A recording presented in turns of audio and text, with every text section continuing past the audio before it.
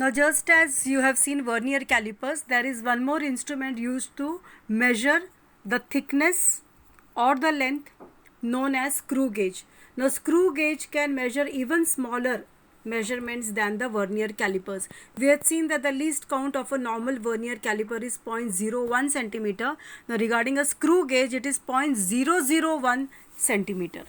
And if you go in for a micrometer screw gauge, then you can measure up to 0.0001 centimeter. So the least count of screw gauge is more less as compared to the vernier calipers. So those things which you cannot measure by vernier calipers accurately can now be measured with the help of a screw gauge. Now above you can see the figure of a screw gauge.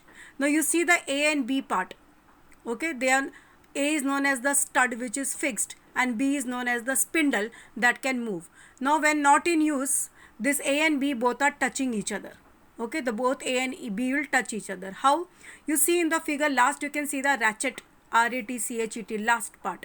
When you move that round and round, then B also moves along with it and it comes forward and it touches A.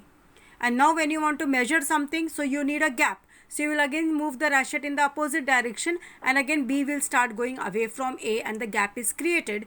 And in this gap, we can fix the object whose thickness or anything you want to measure, like thickness of paper and all. Okay. So understood this? Now this cylindrical sleeve you can see. You can see one graduation is done, baseline is written. Now that is your main scale, that little part. Okay, just after where N nut is written, N nut is there. After that you can see a small part. Okay, that is known as the sleeve, or it is actually the main scale sleeve that acts as the main scale. After that you see there is a hollow cylinder, and in that also graduations are done, that is the markings are done. Now that is your circular scale.